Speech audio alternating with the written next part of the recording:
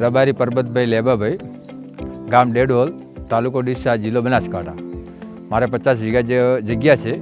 એમાં બટાકા, બાજરી અને મગફળીનું વાવેતર કરું છું.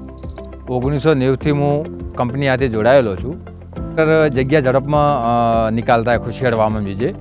પછી વાવેતરમાં બહુ અચ્છા લગતા હોય. બટાકો બીજો વાવવું હોય, પછી ધારો બાજરી વાવ્યું હોય, મગફળી વાવ્યું હોય, પછી ધારો કે રિવિસમાં ફોર કરીને લગાવો તો ટોલો ગમે તે લાગી જાય.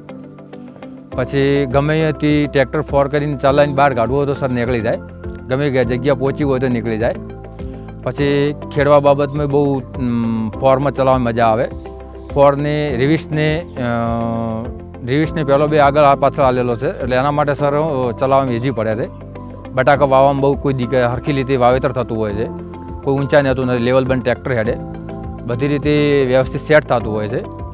પછી કોઈ આગા પાછું વાળવામાં બધું સરળ પડતું હોય સર વાળવા.